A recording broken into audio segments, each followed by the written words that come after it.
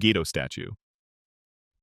From the moment it appears in Naruto Shippuden, the Gedo statue feels fundamentally wrong. This is not just an ominous summoning, it is the empty husk of the Ten Tails, left behind after its chakra was split into the nine-tailed beasts. Even without its chakra, the statue remains one of the most dangerous entities ever summoned. Its presence alone signals that extinction-level events are approaching. Controlled by Rinnegan users like Nagato and Obito Uchiha, the Gedo statue served as the Akatsuki's core weapon for capturing and sealing the tailed beasts. But it was far more than a container. The statue actively drains chakra from living beings and bijuu alike at an alarming rate, pulling energy as if it were a gravitational singularity. Even powerful jinchūriki, such as Naruto Uzumaki and Killer Bee, were not immune to its pull. One of its most terrifying abilities is the summoning of massive spectral dragon heads that rip souls directly from their targets. This isn't damage, it's removal. Once the Gedo statue is deployed, conventional defenses lose relevance, and survival becomes uncertain. What truly earns the Gedo statue its place as the deadliest summon animal in Naruto is scale and consequence. Other summons destroy battlefields. The Gedo statue threatens the entire world. It is the linchpin required to resurrect the Ten Tails, meaning every summoning brings the shinobi world closer to total annihilation. When Obito controlled it, resistance collapsed as bijuu chakra was harvested systematically. The Gedo statue doesn't rampage. It doesn't roar. It simply ends Eris. If the plan had succeeded, villages like Konoha wouldn't have fallen. They would have been erased from history. Garaga. Garaga is easily one of the most complex and dangerous summoning beasts introduced in Boruto. Hailing from Ryuchi Cave, he represents a new generation of summon animals, one shaped not just by raw power, but by trauma, adaptation, and ruthless efficiency. Garaga's personality was forged through betrayal. After being attacked by his former summoner using lightning release, his worldview completely collapsed. From that moment on, Garaga became hostile, merciless, and intolerant of weakness. This betrayal didn't just make him angry, it refined him into a weapon. Unlike obedient summons, Garaga does not submit. He cooperates only when it serves his own interests. In terms of raw strength, Garaga stands shoulder to shoulder with legends like Manda. However, what truly separates him from older snake summons is versatility. Garaga possesses advanced abilities that redefine battlefield control. His petrifying venom works instantly on contact, eliminating opponents without prolonged exposure. In modern combat, that kind of immediate lethality is devastating. Even more dangerous is Garaga's invisibility combined with heat-sensing perception. This allows him to track enemies while remaining completely unseen, granting him near-perfect ambush capability. Environmental camouflage lets him adapt to terrain seamlessly, while thermal sensing ensures nothing escapes his awareness. Against most opponents, Garaga strikes first, and that usually decides the fight. Garaga has also proven his dominance by overpowering Aoda, confirming that his physical power matches his tactical edge. The reverse scale beneath his chin is particularly intriguing, hinting at sealed or forbidden abilities that may not yet be unlocked. What we've seen so far may only be Garaga's base form. If that reverse scale truly holds dormant power, then an evolved Garaga could surpass every snake summon before him. Not just a beast, but a calamity waiting to awaken. But before we dive in, my friends, ladies and gentlemen, don't forget to hit that subscribe button if this isn't your first time watching. And now, let's get right into it. Aoda. Aoda absolutely deserves recognition as one of the most important summoning beasts still active in the Boruto era. As Sasuke Uchiha's contracted snake, Aoda represents a very different philosophy compared to other Ryuchi Cave summons. Where snakes like Garaga or Manda thrive on dominance and violence, Aoda stands out for one defining trait: loyalty. Unlike most snake summons, Aoda does not demand sacrifices, fear, or intimidation. He follows Sasuke willingly and extends that loyalty to Sasuke's allies. During the Ryuchi Cave arc in Boruto, Aoda immediately recognized Sarada Uchiha as Sasuke's daughter and instinctively shifted into a protective role. That moment alone shows how deeply Aoda values the Uchiha lineage, not as masters, but as family. Aoda's greatest strength is speed. He is consistently shown to be faster than even legendary summons like Manda. This speed makes him deadly in close combat and invaluable in support roles, allowing rapid interception, restraint, and battlefield repositioning. He excels when precision and timing matter more than brute force. While Aoda lacks flashy abilities like petrifying venom or invisibility, his physical power is still immense. During the confrontation with Garaga, Aoda worked alongside Chocho to restrain him, using crushing coils and superior control. Even though Garaga's toxin eventually overwhelmed him, Aoda proved his worth as a frontline protector rather than a reckless attacker. Aoda may not be the most aggressive snake, but he is one of the most reliable. In a story increasingly focused on bonds and legacy, that kind of summon may become more important than raw destruction, especially if the next generation of Team 7 follows the path of the serpent. Giant Rhino. The Giant Rhino is a summon designed for one purpose: brute force destruction. Controlled by the animal path of pain, This creature resembles an oversized rhinoceros, built like a living battering ram. Its thick gray hide functions as natural armor, allowing it to crash through buildings, walls, and defensive lines with little resistance. A massive horn dominates its head, optimized for direct frontal assaults rather than finesse. What immediately marks the giant rhino as part of Pain's system are the chakra receivers embedded in its body, most notably the large rod in its forehead. These receivers link it to Nagato's Rinnegan network, granting it shared vision with the other summons. This coordination allows the rhino to charge without hesitation, even in chaotic battles, as it can perceive enemy positions through the collective field of view. The rhino has no elemental techniques or ranged attacks.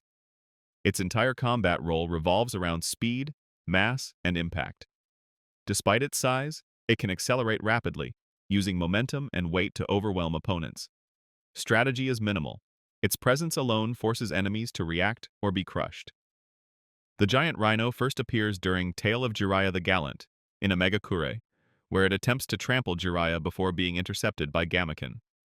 It later reappears during Pain's assault on Konoha, smashing through key buildings and confronting shinobi forces. During the battle with Naruto Uzumaki, Naruto halts its charge with raw strength, lifting it off the ground before Gamaken finishes it. The giant rhino isn't subtle or versatile, but as a blunt instrument in large-scale chaos, it excels at exactly what it was summoned to do: break everything in its path. Giant Centipede. The giant centipede is one of the animal path's most effective summons for large-scale chaos rather than direct combat dominance. Controlled by Nagato through the animal path, this massive creature is built to overwhelm environments, not duel elite shinobi. Its long, segmented body is heavily armored, allowing it to twist, coil, and force its way through narrow streets and dense urban areas with ease. A black chakra receiver is embedded in its head, marking it as part of Pain's Rinnegan-linked system. Unlike some other summons, the giant centipede displays the Rinnegan in its eyes, granting it access to the shared field of vision used by all of Pain's creatures. This allows it to move in coordination with the other summons, adjusting its path and targets in real time without relying on complex tactics. The centipede has no elemental jutsu or special techniques. Its strength lies entirely in physical destruction. Using its size and flexibility, it smashes buildings, wraps around structures, and scatters shinobi formations simply by moving through them. Its speed, despite its massive body, makes it especially effective in spreading panic and forcing defenders to split their attention. The giant centipede first appears during Pain's assault on Konoha, where it tears through parts of the village as part of the opening wave. Its threat level is significant, but not absolute. Sakura Haruno famously destroys one with a single, precise punch, demonstrating that high-tier shinobi can neutralize it. Others were eliminated by coordinated tactics, such as Shikamaru Nara's shadow techniques. The giant centipede's true value is disruption. It weakens defenses, spreads fear, and creates openings, setting the stage for more decisive attacks by Pain himself. Giant multi-headed dog. Among all of Pain's summons, the giant multi-headed dog stands out as the most nightmarish. This colossal, brown-furred canine is instantly recognizable by the black chakra receiver piercing through its head and the Rinnegan embedded in its eyes, linking it directly to Nagato's shared field of vision. From the moment it appears, it radiates a sense of inevitability, as if fighting it is already a losing battle. What makes this summon truly terrifying is its core ability: amplification summoning. Unlike other beasts that can be worn down or destroyed, the dog grows stronger the more it is attacked. Every successful hit causes it to split and regenerate with additional heads, transforming it into a Hydra-like monstrosity. Each new body retains full functionality, chakra receivers, and Rinnegan vision, allowing Nagato to control every copy simultaneously. What begins as one enemy quickly becomes an army. Conventional attacks are not just ineffective, they are counterproductive. During Pain's assault on Konoha, the dog smashed through earth release barriers, ignored lightning-based restraints, and shrugged off fire release with minimal damage. Even after suffering severe physical harm, including severed limbs, it continued to fight. Techniques designed to obliterate targets, such as Rasen Shuriken, only accelerated its multiplication. The summon does not retreat, tire, or adapt tactically. It simply endures and grows. The dog first appears during Tale of Jiraiya the Gallant, clashing with Gamaken. Though temporarily contained, it could not be defeated. Later, during Pain's assault, even legendary toads like Gamabunta struggled to restrain it, as every strike worsened the situation. The only proven method to stop the dog is to eliminate the summoner. Once Naruto Uzumaki defeated the animal path, the summon finally vanished. The lesson is clear. The giant multi-headed dog is not meant to be killed. It exists to exhaust, overwhelm, and stall, turning strength itself into a liability. Against it, brute force isn't just useless, it's a mistake. Enma. Enma is the definition of old-school dominance. He isn't colossal like Gamabunta or monstrous like Kurama, but the moment he's summoned, the tone of the battlefield changes. Known as the Monkey King, Enma is the lifelong summon of Hiruzen Sarutobi, and everything about him radiates experience, discipline, and authority. Visually, Enma is sharp and composed, silver-white fur, piercing yellow eyes, and the calm presence of someone who has survived countless wars. But his true power lies in his transformation, the adamantine staff. When Enma becomes the staff, he turns into one of the most durable weapons in the series. It can extend, contract, and strike with overwhelming force, all while being virtually indestructible. Even Orochimaru's Kusanagi blade failed to break it. Enma isn't just a weapon, though. In his physical form, his raw strength is absurd. He traded blows with Edo Tensei Hashirama Senju and lived to tell the story. During Hiruzen's final battle, Enma defended him relentlessly, blocking lethal attacks, restraining enemies, and staying by his side until the very end. Inspired by Sun Wukong, Enma represents loyalty, wisdom, and brute force without gimmicks. No flashy jutsu, just absolute reliability. And in Naruto, that's a rare kind of power. Manda II. The original Manda was already infamous, violent, arrogant, and only willing to cooperate with Orochimaru if human sacrifices were on the table. Even then, he complained, loyalty was never part of the deal. So when Kabuto Yakushi introduced Manda II during the Fourth Great Ninja War, it marked a shift from volatile tradition to engineered domination. Manda II is not a natural summon. He is a product of experimentation grown from Manda's DNA and enhanced through Kabuto's science.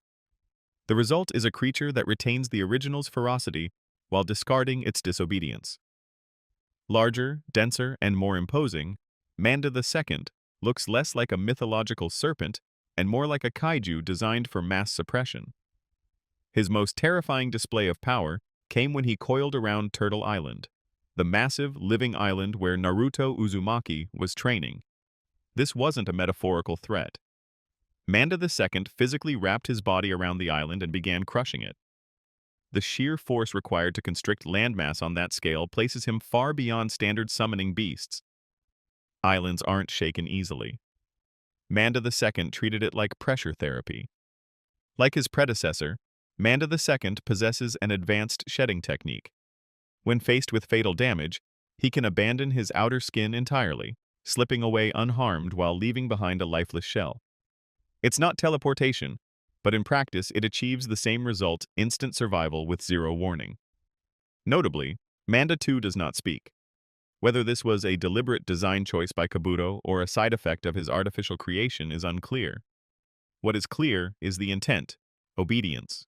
No negotiations, no demands, just execution.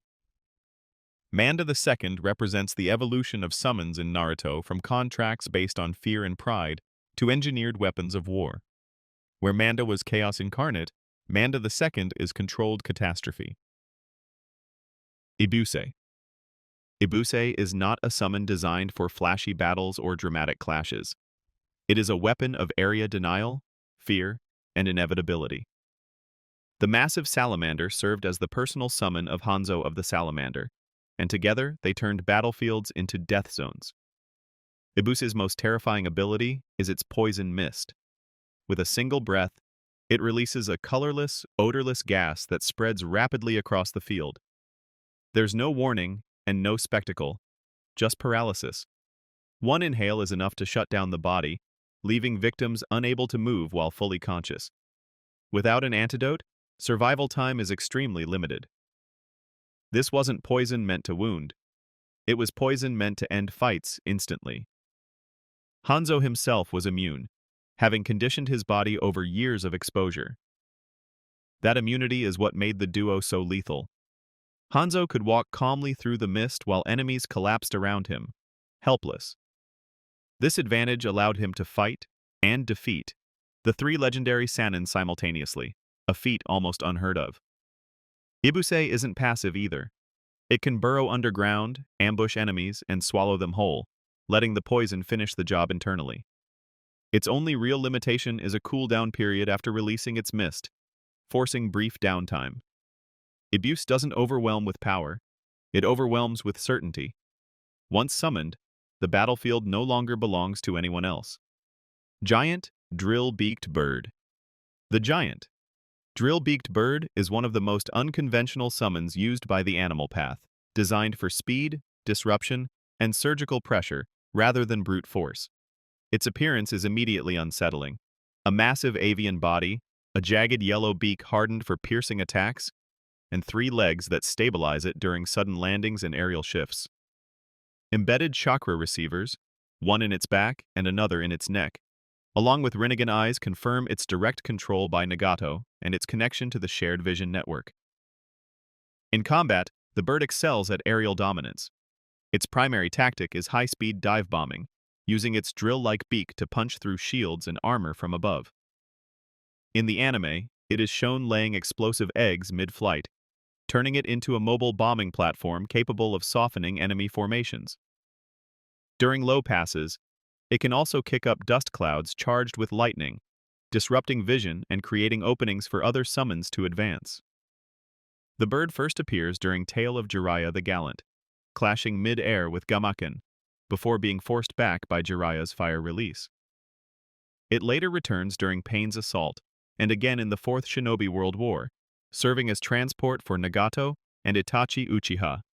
Its role ends when Itachi neutralizes it with Amaterasu. The giant drill-beaked bird isn't built to finish battles. It's built to break momentum, making it a perfect opening weapon in Pain's summoning arsenal. Giant Panda. The giant panda is one of the most unusual summons used by the animal path, not because of raw power, but because of its very specific purpose. Visually, it resembles an oversized panda with exaggerated features, black and white fur, dark markings around the eyes, and a thick black sash wrapped around its waist like armor. Multiple black chakra receivers are embedded in its body, and its Rinnegan eyes confirm direct control by Nagato through the shared vision network. Unlike other summons built for destruction or disruption, the panda exists almost entirely for defense. Its primary ability is body hardening. When activated, its entire form becomes a living shield capable of absorbing high-impact attacks. It is designed to appear at the exact moment an attack is launched, block it completely, and then vanish. The panda does not pursue enemies, attack directly, or provide mobility. It is a reactive summon, meant to neutralize threats before they can land. This role is clearly shown during Tale of Jiraiya the Gallant. When Jiraiya attacks with Sage Mode Hair Needle Senbon, the animal path summons the panda directly into the line of fire. The panda hardens its body, absorbs the entire technique without damage, and protects Pain effortlessly. Immediately after, it is desummoned. The giant panda's limited appearances highlight its function. It is not meant to dominate a battlefield, but to ensure that decisive blows never reach their target, making it a perfect defensive tool in Pain's summoning arsenal. Giant Ox. The giant ox is one of the most direct and intimidating summons used by the animal path. Built like a living siege weapon, it resembles a massive real-world ox with a dense, muscular frame covered in brown fur. 2 large, curved black horns dominate its head, designed for frontal collisions. Embedded across its body are black chakra receivers, clear markers of control by Nagato. Its Rinnegan eyes link it into Pain's shared field of vision, allowing precise coordination with other summons. Unlike more complex creatures in the animal path arsenal, the giant ox has one job: charge. It relies entirely on raw physical strength, using its weight and momentum to smash through defenses, scatter formations, and force enemies to reposition. There are no elemental attacks or special techniques, just overwhelming impact. This simplicity makes it effective during chaotic, multi-angle assaults where pressure matters more than finesse. The ox first appears in Tale of Jiraiya the Gallant, charging Jiraiya and forcing him into the underground sewer system. After entering Sage Mode, Jiraiya counters and sends the beast flying, snapping one of its horns before it is desummoned. During Pain's assault, the ox confronts Naruto Uzumaki and is heavily damaged by a Sage Art, Big Ball Rasengan, then finished off by Gamahiro. The giant ox's limited appearances underline its role as a shock unit, deployed to break lines and create openings before more dangerous summons take over.